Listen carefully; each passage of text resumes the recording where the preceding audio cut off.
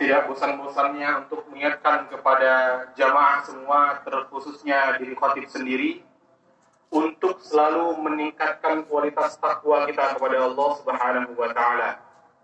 Karena sesungguhnya manusia yang paling mulia bukanlah jabatannya yang paling tinggi, bukanlah hartanya yang paling banyak, akan tapi sebagaimana perkataan Allah Subhanahu wa Ta'ala dalam Al-Qur'an, inna akramakum indallahi atqakum.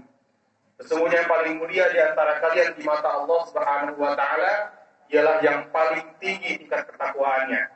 Maka di momentum sholat Jumat ini, di hari yang paling mulia ini, mari sama-sama kita tingkatkan takwa kita kepada Allah dengan selalu melaksanakan perintahnya dan juga menjauhi apa-apa yang telah dilarang oleh Allah Subhanahu wa Ta'ala.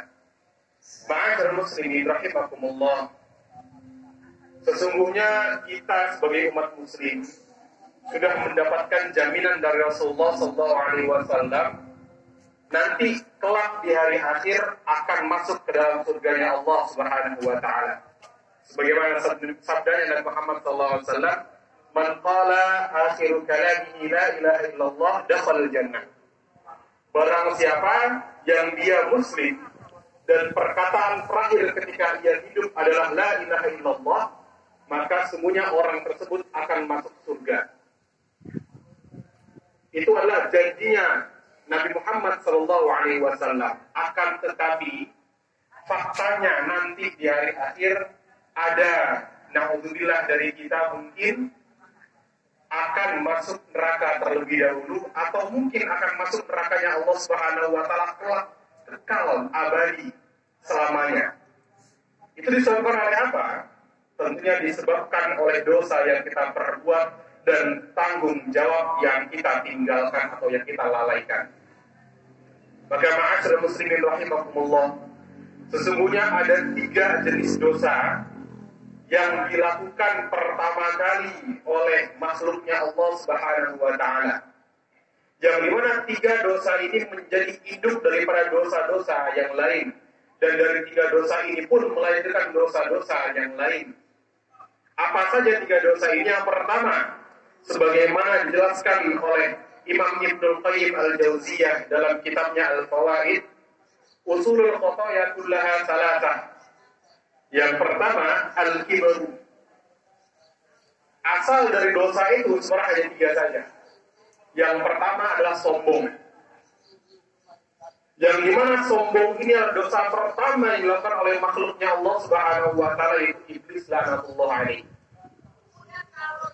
Yang mana pada saat itu Allah Subhanahu wa Ta'ala menciptakan manusia pertama, yaitu Nabi Adam alaihi salam, dan di situ Allah memerintahkan makhluknya, yaitu malaikat dan iblis, untuk menyembah atau sujud kepada Adam.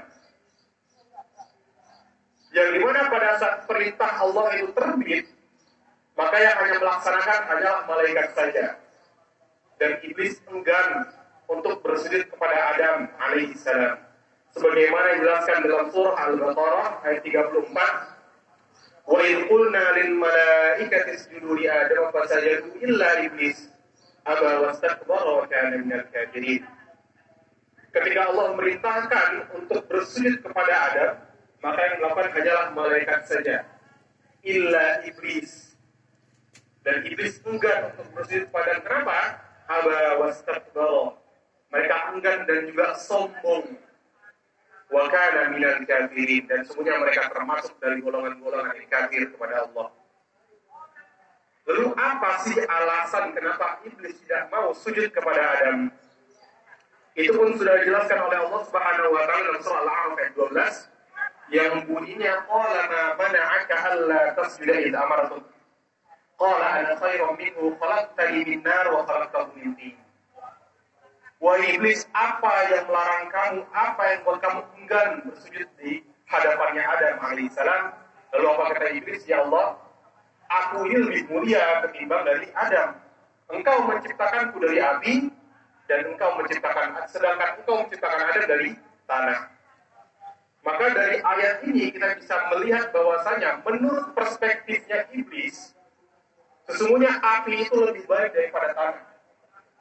Akan tetapi faktanya, atau sebagaimana sudah dijelaskan juga oleh Imam Ibnu Qayyim al-Jauzi, bahwasanya sebenarnya tanah itu lebih baik daripada api. Contohnya, itu dikisahkan pada suatu hari Rasulullah SAW selama 3 bulan tidak ada api yang menyala dalam rumahnya. Dalam arti bahwasanya dapurnya tidak mengepul dan tidak masak sama sekali. Lalu ketika ditanya kepada Aisyah, ya Aisyah, selama 3 bulan apa yang kau makan? Lalu jawaban Aisyah, kami hanya makan kurma dan minum air saja. Dan itu menandakan apa? Bahwasanya api itu tidak terlalu dibutuhkan. Tapi tanah ini lebih dibutuhkan. Karena dengan tanah kita masih bisa makan dengan tumbuhan yang tumbuh di atasnya. Lalu alasan yang kedua adalah sesungguhnya api itu memiliki sifat yang membakar dan menghancurkan. Sedangkan tanah memiliki sifat yang menumbuhkan dan menyuburkan. Maka dari 2 alasan ini jelas kita bisa mengambil poin bahwasanya apa? Bahwasanya tanah itu lebih bermanfaat, lebih berguna ketimbang dari api. Dari segi sifat dan penggunaannya. Lalu dari dosa sombong ini pula melahirkan dosa-dosa yang lain. Yaitu contohnya kisah Nabi Musa alaihissalam, yang dimana ketika beliau mendakwahi Fir'aun, la'anatullah alaih, Fir'aun enggan untuk menerima ajaran Nabi Musa alaihissalam. Yang enggan di sini disebabkan oleh rasa sombong dan gengsinya. Yang dimana Fir'aun tahu sebenarnya ajaran Nabi Musa adalah ajaran yang benar. Akan tapi karena kesombongan yang sudah mendalam dalam dirinya Fir'aun, itu enggan menerima ajaran Nabi Musa alaihissalam dan menjadikan Fir'aun sebagai salah satu manusia yang dilaknat oleh Allah Subhanahu wa Ta'ala. Ma'asyiral muslimin rahimakumullah. Lalu dosa yang kedua adalah al-hirsu, yaitu rakus atau tamak. Dosa ini adalah dosa pertama yang dilakukan oleh Nabi Adam alaihissalam. Sifat buruk pertama yang dimiliki oleh Nabi Adam alaihissalam, yang dimana ketika itu di dalam surganya Allah Subhanahu wa Ta'ala, Nabi Adam sudah dilarang sama Allah untuk mendekati sebuah pohon. Akan tapi tidak lama kemudian datang iblis membisik-bisikan kepada Nabi Adam alaihissalam, ya Adam, bahwasanya Allah Subhanahu wa Ta'ala melarang engkau makan pohon ini. Itu sebabnya karena apa? Kamu tahu tidak? Lalu ada mengatakan, tentu saya tidak tahu.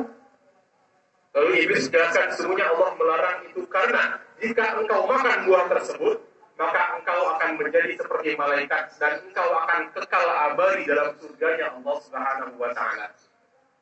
Maka timbullah sifat rakus dan tamak, dan karena sifat rakus ini ingin kekal selamanya dalam surganya Allah, maka Nabi Adam melanggar perintah pertamanya Allah Subhanahu wa Ta'ala dan mengambil buah tersebut. Lalu setelah itu Nabi Adam diusir dari surganya Allah Subhanahu wa Ta'ala.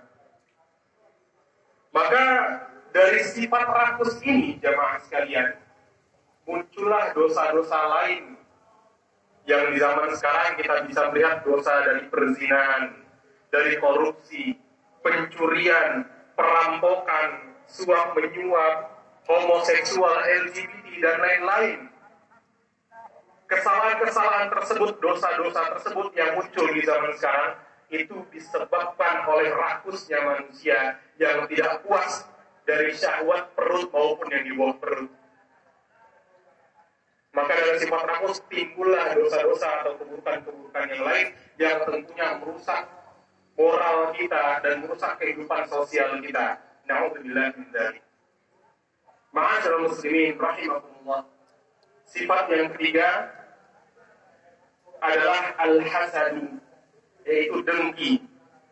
Dan inilah sifat pertama, sifat buruk pertama yang dimiliki oleh anaknya Nabi Adam alaihissalam, yaitu Qabil.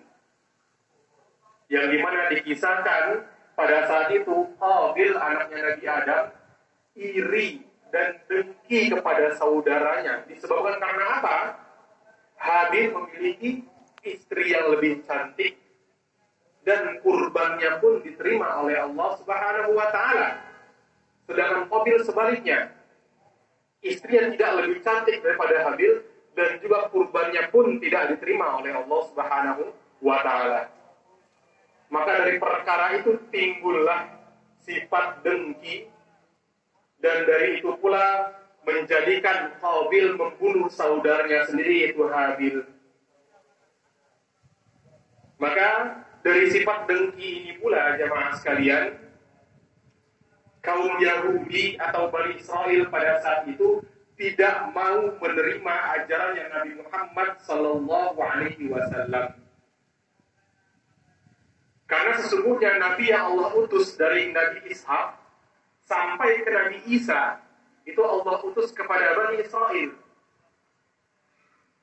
Dan mereka tahu akan Allah utus seorang manusia menjadi utusan terakhir. Dan mereka pun tahu sebagaimana ciri-cirinya. Akan tapi mereka semua berharap bahwasanya Nabi terakhir ini turun kepada Bani Israel. Akan tapi faktanya Nabi Muhammad Allah utus di Bani Ismail, di kaum Arab, bukan kepada Bani Israel.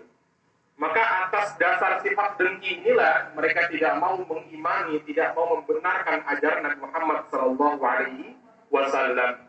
Dan juga Nabi Muhammad telah memperingatkan kita dari sifat dengki, sebagaimana sabdanya Sallallahu Alaihi Wasallam, "Iyyakum wal hasad, fa innal hasada ya'kulul hasana kama ta'kulun narul hatab." Wahai kaum muslimin, jauhilah sifat dengki, karena sungguhnya sifat dengki ini memakan semua kebaikan yang kau lakukan, sebagaimana api memakan kayu bakar atau melahap kayu bakar. Maka ma'asyiral muslimin rahimakumullah, 3 sifat buruk ini kalau kita lihat mungkin hanya dosa yang sangat sepele atau mungkin bukan sebuah dosa yang besar.